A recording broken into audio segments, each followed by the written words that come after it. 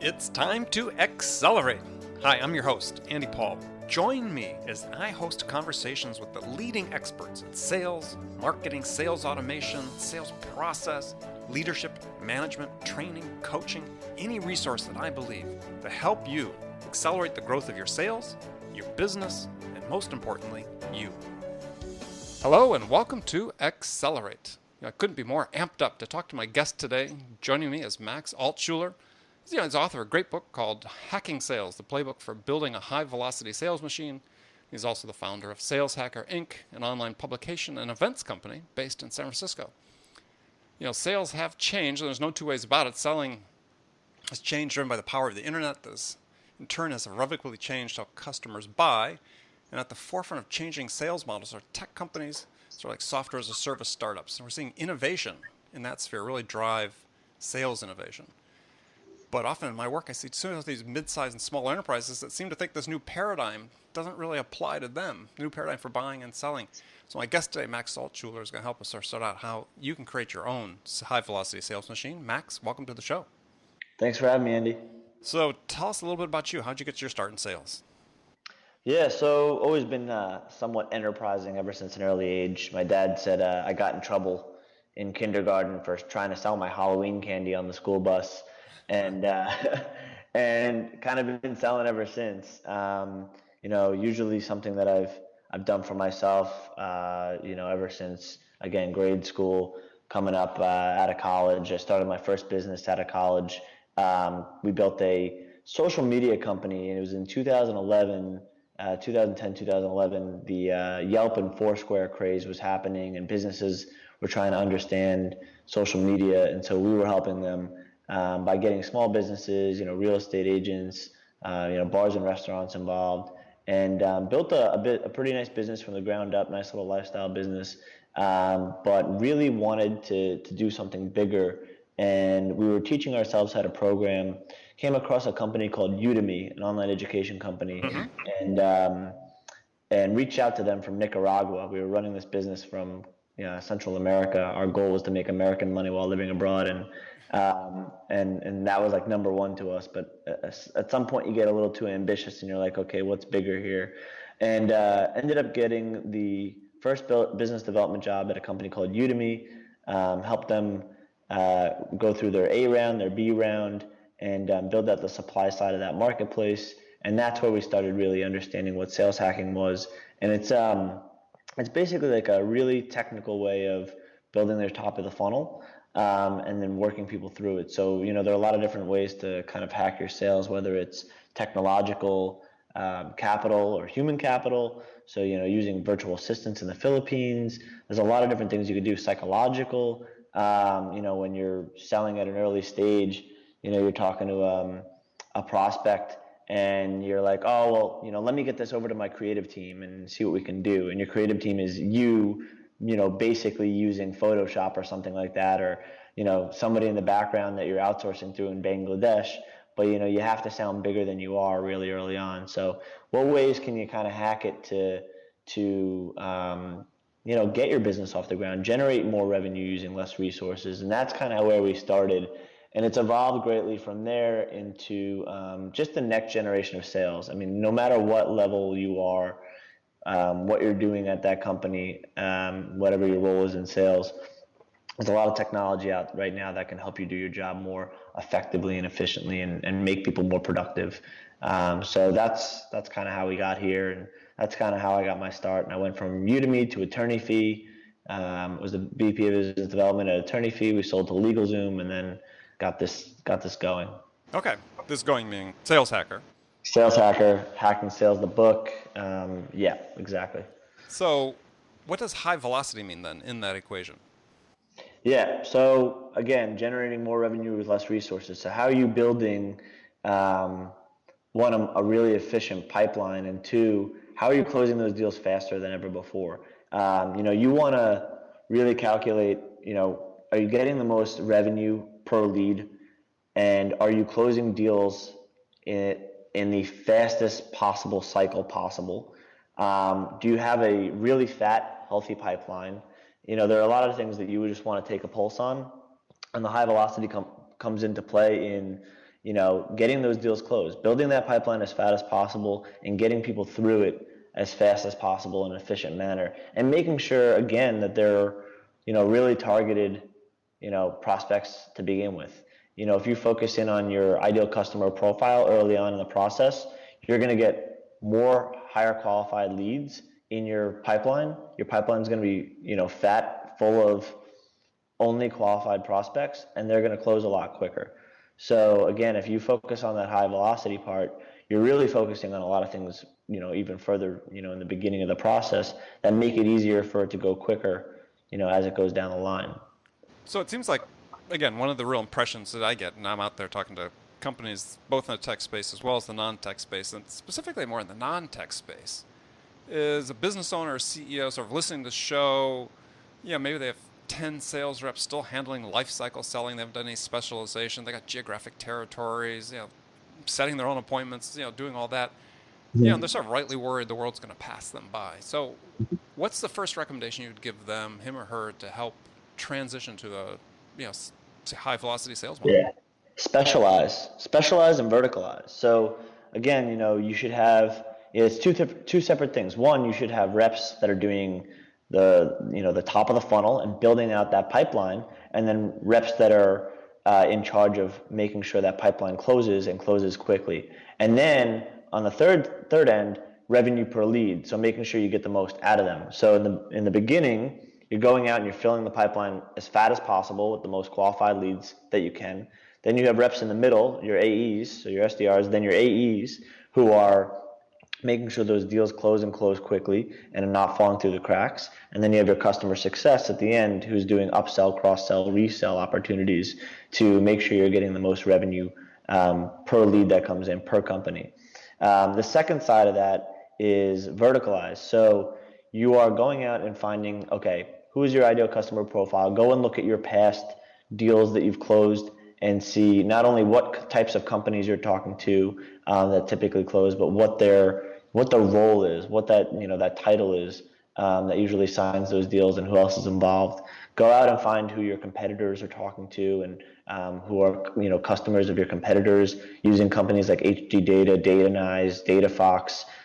There's a lot of different things you can find out about, especially in software, what companies are using what pieces of software.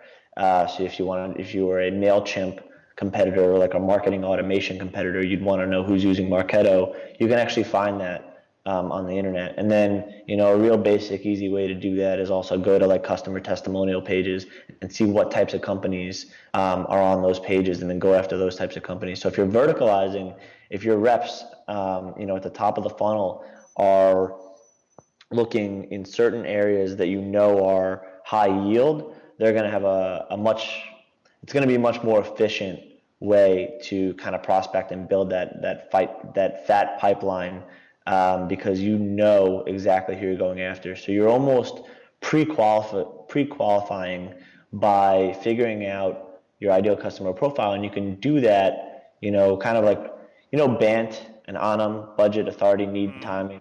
You could almost reverse engineer BANT these days, because you have so much information at your fingertips as a salesperson. And the buyer has all this information too, but data is so cheap and so accessible, more than ever before, for salespeople. So you can actually go out and find companies that have budget, who the authority is, if there's a need, and if the timing's right, all on the internet, publicly. In a lot of cases, if you do your research and you go into, LinkedIn, you go into all, Twitter, and you go into, company databases like PitchBook or Mattermark or, Capital IQ or Owler. There's a lot of different databases out there where you can go find this information. So if you can basically pre-qualify these people by almost reverse, instead of doing BANT on the phone, you're doing BANT on the internet, but doing your research, you're going to be able to build a fatter pipeline quicker, that's going to convert for you faster, and that's high velocity right there. Okay, so, but again, if you're let's say a little bit older line business, maybe like a uniform supply company, right here, no tech customers.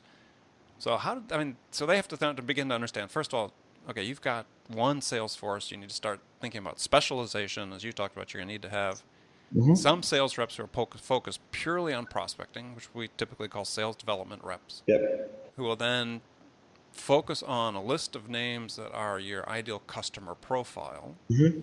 So, what of the tools that you talked about there? Because some were a little more specific for tech business that you Yep. might recommend for somebody in that state of saying, okay, how do I identify my niche and how do I get some names to my SDRs to start making some calls? Yeah, so you got to go look at your past deals. A company that's been around for a while has the advantage of having deals closed in the past. So if they can look at the deals that they've already closed and they're in kind of like a niche business, but you've already won some business, then you can say, okay, well, where do we go find the people that are exactly like these companies? And so it's actually at that point pretty easy to say, all right, well, we closed the deal with Caterpillar that makes the tractors and trailers and whatnot. What other companies are similar to Caterpillar? And then it's really just going out there and doing competitive analysis and research. And there's a lot of public company databases that you can search by industry. There's obviously this is a great job for a virtual assistant. You can hire people in the Philippines off Odesk for $3.50 an hour, and they can go out and build these lists for you. They just need good directions. But still, you have a really good advantage because you've already closed deals before and you know the types of people that are buying from you. If you are starting from scratch, it's a little tougher. If you're again, selling uniforms, you're going to have to be intelligent about the first couple customers that you get, and you're going to have to go out and do some maybe field research. You're going to have to put together that initial list based off of how you validated that business in the first place, and then go from there and see what those conversations yield. Okay. So another idea that you start with is this idea of building the sales stack. So explain what a sales stack is to the listeners. Yeah, sales stack is basically your stack of technology that powers your sales process. And so for most people, it starts with a CRM. There are a lot of people that are on LinkedIn or pay for LinkedIn, premium or sales navigator. Premium, right? There's then there's the kind of the next level sales technologies that kind of stem from that. So if you're heavily reliant on using email in your sales process, you might want an email tracking software like ToutApp or Yesware or Outreach, SalesLoft. You might want Oh, something and that's just to explain to listeners who maybe aren't yeah. familiar with that is so that then tells you when your email that you send is open. So if you're a sales rep, you get this great sales intelligence that the person you Yep. sent it to has actually opened it, maybe the number of times they opened it, and in some cases even if they've clicked on the attachments. Yep, and you can see how long people have been in the attachments for it. Or, that's obviously really important to know if you send a proposal over to someone. All right, they spent a really long time on the pricing page, or they spent a really long time on the email tracking part of our company, but they don't really care about the template page or any of these other things. Like maybe we should go in on this value proposition for them. So there's a lot that you can derive from how long people spend on certain areas um, of the presentation that you've sent. Allows you to put templates into your emails. So if you created a template before on a classic follow-up for somebody who's gone dark, you can basically straight from your inbox pull in that template, tailor it a little bit, make it a little bit personal for the person you're sending it to. But instead of writing a whole new email on something that you send multiple times a day, you can make it nice and quick by pulling in that template.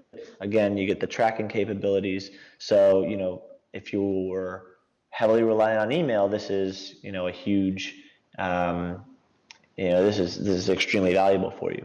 Obviously, there are other parts of the stack that are focused on the lead gen side of things. So maybe in your stack you have a company that helps you pull contact information from all the different ideal customers that you're looking into. So if you need phone number and email, you might want a product like Zoom Info or something like that that's going to allow you to pull that contact information without having anything else.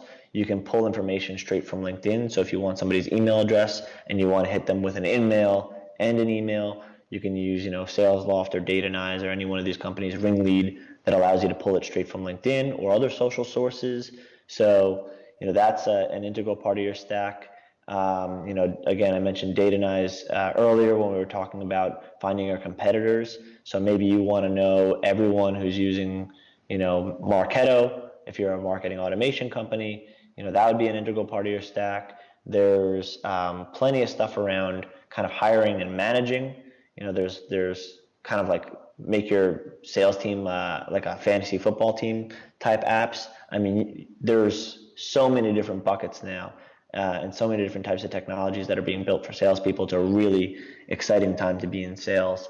If What, you are, yeah, and you know, I think the lesson for, again, for entrepreneurs, CEOs, again, people necessarily outside the tech space, because within the tech space tends to be, I think, greater adoption of these types of tools, is that you have to sort of reset your sales culture. Say, we're going to Yep. embrace technology as a tool. Because I remember I gave a workshop a year ago to a firm that had about 100 sales reps, and they had no technology at all other than email, right? They hadn't even heard of email tracking. and, and I think the VP of IT was a little upset with me by the time we got done because we had a list of tools that they needed to embrace. But it really started at the top, right? The culture has to be embraced from the top. That we're going to use technology to help us, as you said, accelerate our entire sales process.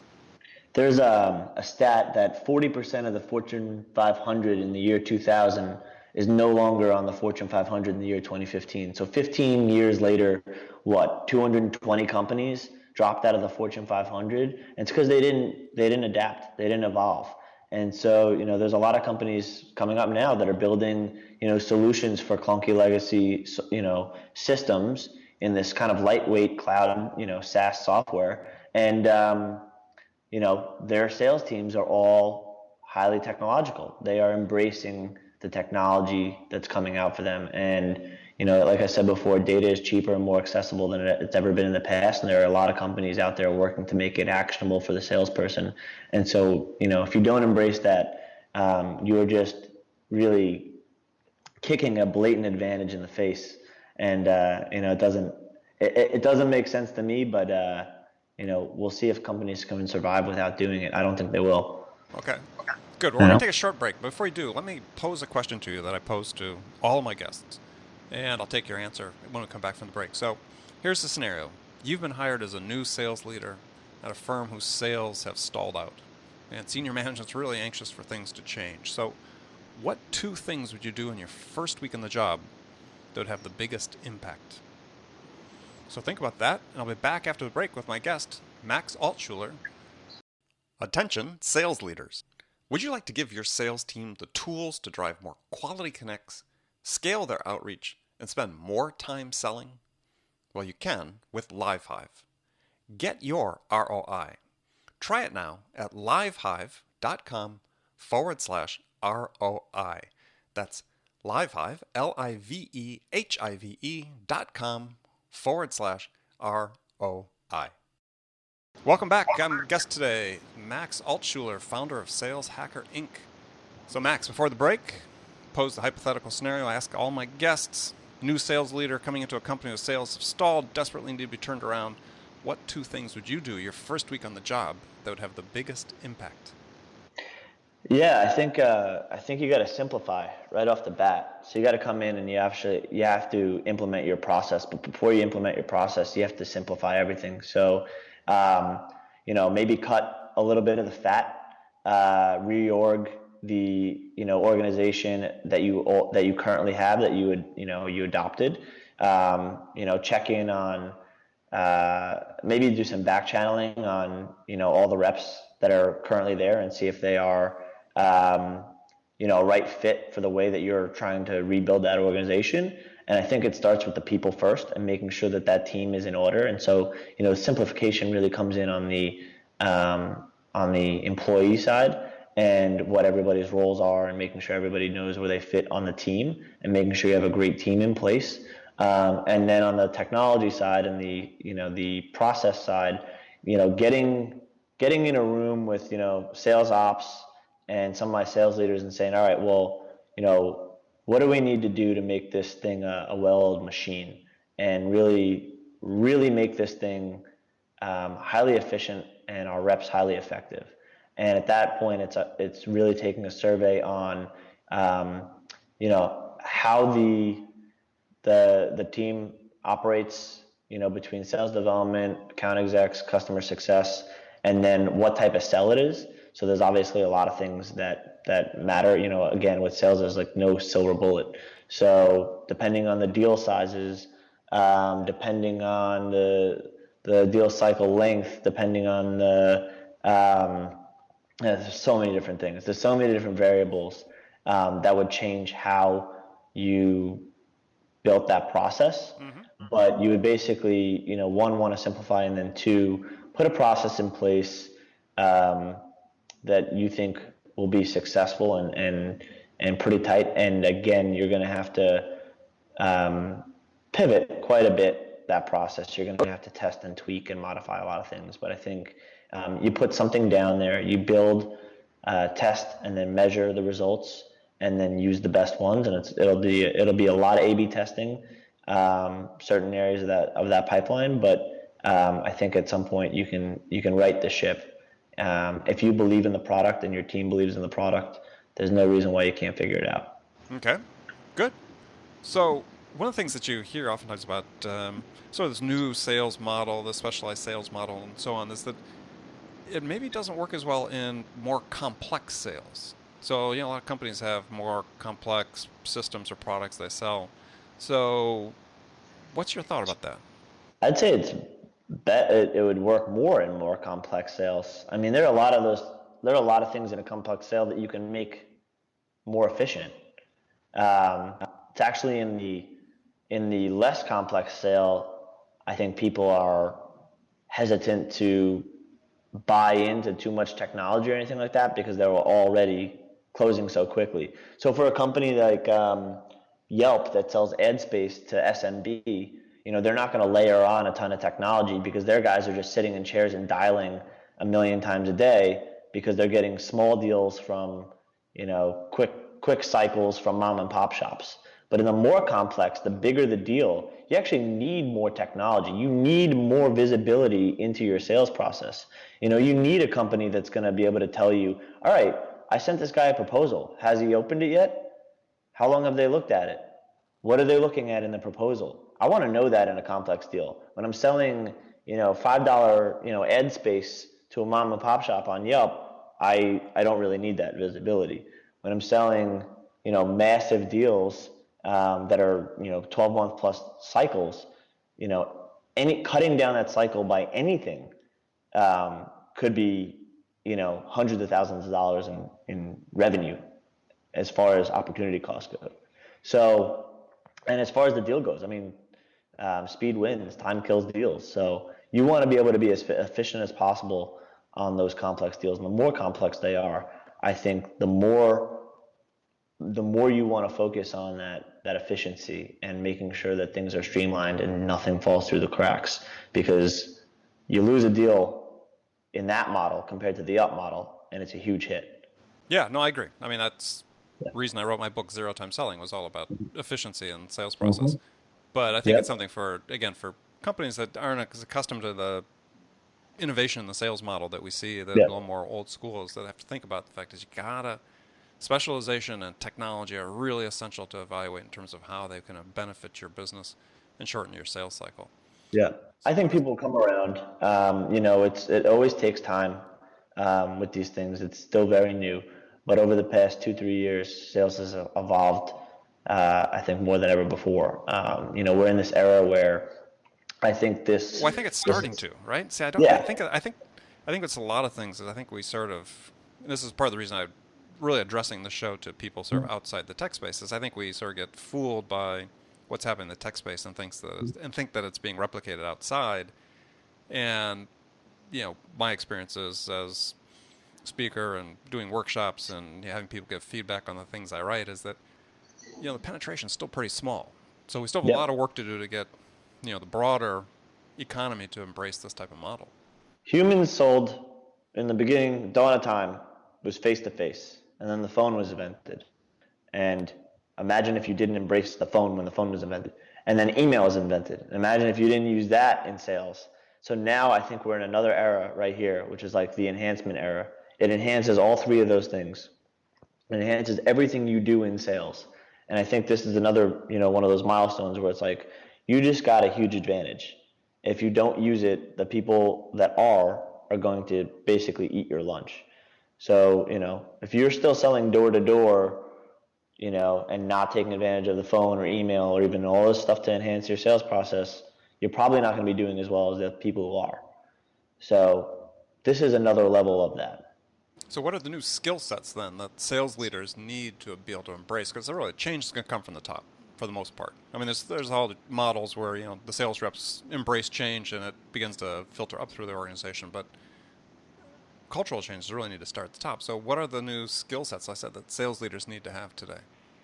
Yeah, I think just a bigger one appreciation of technology, and you can hire somebody in the ops department to come in and help build out your tech stack and get your reps kind of using the technology. I think that as long as the belief is there from the top, that could be kind of delegated. I think the main thing that these leaders need to, I guess, focus on more is metrics and understanding the numbers and how to tweak those things and pull those levers to get those to go up. And so if they hire someone to delegate technology to, can they understand well enough all these new data points and all these new data sources that they can now get from the technology and from their sales teams? Can they read through that, find out what the actionable data is, and then use that to make their teams more efficient, more effective, and overall higher performing?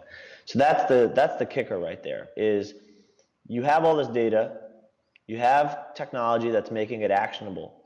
Now you need to understand how to turn that actionable data into action on your sales team. And that's where the leadership comes in. So if you get your sales ops guy and you get your technology stack built out and you start understanding all this deeper analytics on why deals aren't closing, or how deals are closing quicker with one rep compared to another rep and what that rep is doing, if you get that information and you know how to turn that into action on your sales team, I mean, the sky's the limit. If you can go look at two reps and you see one is doing 200% of quota and the other one's doing 80, and you don't know what they're doing differently, and the data allows you to find that out and figure that out, then you can go and say, okay, well, rep number 2, partner up with rep number 1, and rep number 1, I want you to teach this guy X, Y, and Z, or I want him to do this exactly like you do this. And then you can make this 80% guy, maybe he won't turn into 200, but maybe he goes to 180 and he still doubles. And so as a leader, you need to be able to take all this new actionable data and be able to turn it into action throughout your team. Yeah, I think one of the things that, too, people need to keep in mind, they're listening to the show, is that even though the talk has mostly been about the technologies that help drive sales forward more quickly, is that the driver in all of this is the customer. Mm-hmm. And customers want to make decisions more quickly, given the information that's available to them, available online that they can research. And the research is bearing this out. There's like in the IT space, this study that came out last year saying customers want to make decisions up to 40% faster. But the thing that's holding them back are salespeople. Mm-hmm. So at the end of the day, for listeners who are in this, is you got to remember is that your customers are investing time in you. So use this technology that's in your stack to help you make better use of the time the customer gives you. Yeah, you're a sales rep and you're like a therapist. You're asking questions and you're trying to help the customer find a breakthrough. And they want it. They want it really bad, but you got to lead them to it. And so you got to ask the right questions and you got to know what's going on in their head, even if they're not going to tell you. And so, the technology helps you achieve a lot of that. It does. Well, you have to have a basic sense in mind that, when the customer gives you time, you have to deliver something of value to them. Mm-hmm. If there's no value delivered, they're going to stop giving you the time. Mm-hmm. So take advantage of these technologies in your stack, as Max has talked about, help you be in that position where you deliberately sell value to the prospect to help them make decisions more quickly. Well, very good. Well, Max, it's been great talking to you. So we've got one last segment of the show. I've got some rapid-fire questions for you. You can give me one-word answers or you can elaborate as you wish. Are you ready? Yep. So what's your most powerful sales asset, your most powerful personal sales asset? My most powerful personal sales asset in terms of What I mean, attributes? my brain. Your brain. Perfect. Yeah, That works. that's it. I mean, honestly, it's been experience. So when I say my brain, it's I think there's no substitution for good experience, and I can take what I learned for many years of doing this and apply it to any situation. And you know, you need to you kind of just need to give it time as a sales rep and gain that valuable experience and just make sure you're working with the best and the brightest so that everything you're learning is the best information you could possibly get. And don't stop learning. Never I mean, stop. just think how smart you'll be when twice as much experience. Exactly. Exactly. Okay, so name one tool you use for managing your company's sales that you can live without. Yeah, besides for the laptop and the phone, Mm-hmm. I'd say, and email, a tool outside of that. Lately, we've been using Slack a lot, Okay. and that's been great for getting things done very quickly, getting answers on things very quickly. Um, that's probably my number one right now. But any email automation tool, so SalesLoft, Outreach, ToutApp, Yesware, one of those, Mm-hmm. invaluable. We do a lot on email. Right. People are moving to text a lot more. So whether it's through, email or Slack or other sources, but those have been incredibly helpful. Okay. Good. Who's your sales role model? Sales role model. Bill Clinton. Oh, really? Why? He is one of the smoothest talkers you'll find out there and one of the best salespeople. I mean, if you look at honestly every president or any politician, they're all salesmen. And so if you go to find the best one of them, Bill is just watch a lot of his speeches and you'll see he's got it. He's got it down. That guy knows how to sell. He knows how to work an audience, and that's an um, incredible talent. Yeah, I met him at a fundraiser back in Wow. 2008, and yeah, when he's coming down the line, shaking hands, it's like when he gets to you, you're the only person in the world to him. Yeah, That's and you such know what? Like, what an incredible skill to be able to develop to have that focus. and I never met him, but like you can just tell.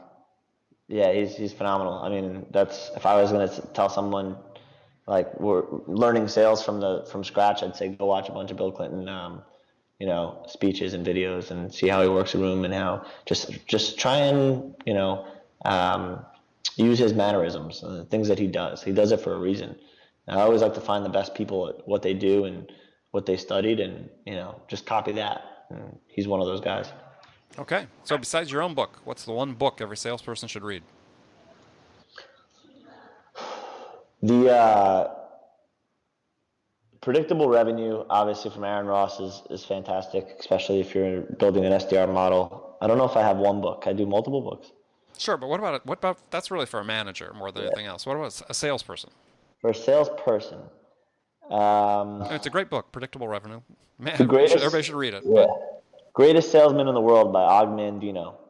okay, all right, That good was one of the recommendation. first ones. One of the first ones I read when I started getting really heavy into sales, and I carried it with me in my bag, probably for a year or two. And I don't know what happened. I should keep it on me, but that's a fantastic one. There's so many books. I mean, um, on saleshacker.com, Ralph Barcy wrote an article, the 23 best sales books for salespeople, and that was like a pretty comprehensive list. But yeah, there's so many. That's All a right, good thing. okay. Now here's a tough question. So, what's your favorite music to listen to get pumped up? I'm like a '90s rap guy. So So, in Big specific? L, Big Pun, Big L, Okay. Nas. I'm an East Coaster, so I'm from New York. So that's those are my jams. DMX. Uh, yeah, it's All funny, right. different. Yeah. East Coaster. All right, good. Yeah. So, what's the first sales activity that you do every day? First sales activity that I do every day. I ask every morning when I wake up. I do like I spend probably like 5 minutes just talking to the ceiling, asking for what I want to happen that day, and then what I'm thankful for. But the asking part is the first sales activity because it actually helps me organize what I want to happen that day. Um, and I think like that organization in the morning allows me to kind of get in a good mindset, but also understand what the main goal of the day is, All right. and it's important. Like it. So, last question. What's the one question you get asked most frequently by salespeople? What technology do I use for X, or something along those lines? So most people are usually asking me for technology recommendations, I'd say.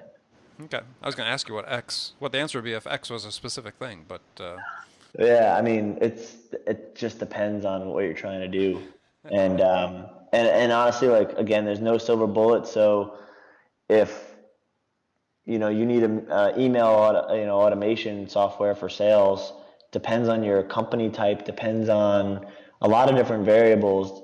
My answer would vary, which is why I always name like basically the four leaders.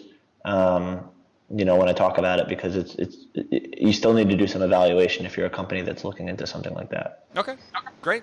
Good answer. So, I want to thank you for being my guest today. My guest again is Max Altschuler, founder of Sales Hacker and author of Hacking Sales, the Playbook for Building a High Velocity Sales Machine. Max, tell folks how they can find out more about you. Yeah, you can find me on Twitter at MaxAlts, MaxAlts, and at SalesHackerConf, CONF. And then we are at saleshacker.com, blogging, webinars. We do the Sales Stack Conference. We have the SaaStr Annual Conference coming up February 9th to the 11th, and that's for SaaS founders, CEOs, and execs that we do in partnership with SaaStr and Jason Lemkin and a couple other folks, and so that'll be fun. And then my book is Hacking Sales. It's on Amazon. Hope you enjoy it if you take a look.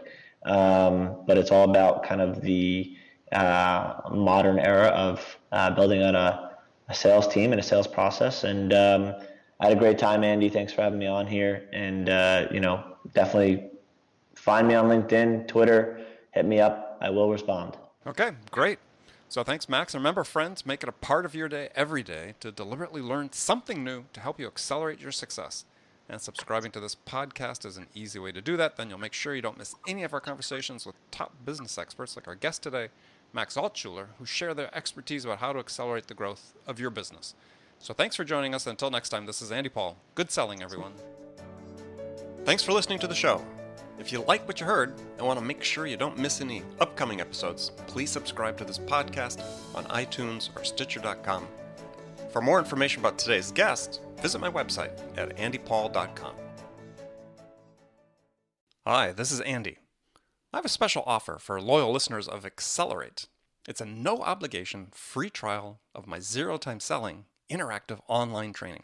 Now, I've worked with thousands of sales reps to teach them how to use my zero-time selling to boost their productivity and transform the results.